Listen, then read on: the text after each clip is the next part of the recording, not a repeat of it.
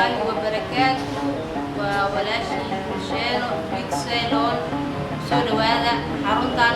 بحين قوتا MBC كتالو dadkii cilaanka bartaa hablaha Soomaaliyeed waxa lagu baraa makeup-ka cilaanka aroosyada sidii loogu labiso intaasoo idil lagu baraa timaha sidii loo sameeyo oo aroosyada sidii kala duwan loogu sameeyo sida kiyaajka oo kaleeto sida xinnaha oo kaleeto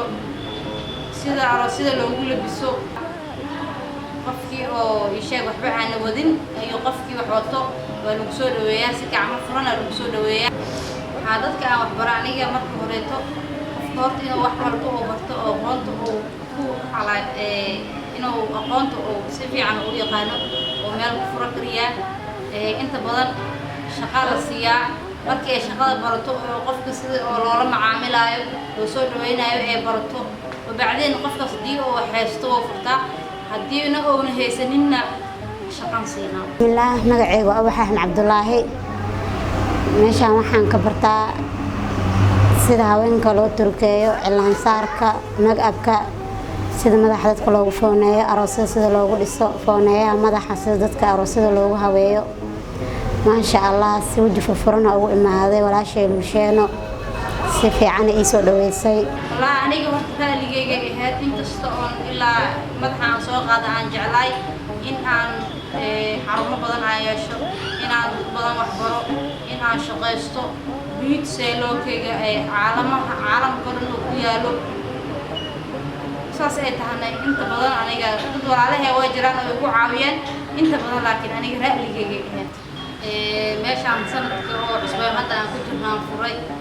meesha labaadna waxay meesha koowaad oo awal aan soo aasaasan waxay furantahay 7 sano kaamil ah marka hadda waxba aqoonta kama kulmin inta badan qofka oo markaas yani qofa waxay ku dheeshaa waxa uu haysto qofa waxay ku dheeshaa shaqaysi ila Soomaaliyeed intaan shaqo haysanin waa siiya haddii waxtay meesha ay buuxdo meel kale taan si gaarsiiya waxaan jeclahay meel badan inaan furo ila Soomaaliyeed aan dhiirigeliyo bartaan la shaqaaleysiiyo ilaa ay guriga ka gaarayaan aan gubaabiyo sasan jeclaa gobolada dalka gabdho waxaa jiro oo garab qabto oo walaalahay balse aniga meel ku malihi inta badan gobolo oo laba gobol oo kaleeto gabdho walaalahay jiraan oo wax ku sameeyaan oo aqoonta iyo wixii oo aan dhaamo iyo dharka iyo waxaas aan ku dhiirigeliyo laakiin Soomaali kaliya ku eega laakiin rajaweynaan leeyahay insha Allah waxaan kaga duwanahay oo dheeriyoon qabanaa gabdhaha Soomaaliyeed waa taakuleena inta qiimaha wax lagu barto sida loo ogyahay qiimo dhimis oo aad u yar aan u sameynay qofkii aan waxba wadaninna waan ka qaadnaa qofkii oo wax wato waan ka qaadnaa qofkii oo markaas walaal oo dan sheegto walaal maanta saan iga tahay dhaho waxaan sameynaa waxba lacag la'aan aan ku barnaa dadka isku mid maahan qof dhaqaalo oo haysta qof dhaqaalo ma haysto dad oo waxba dhaqaalo haysanin oo maanta garab qabo wuxuu ma haystay dhahayo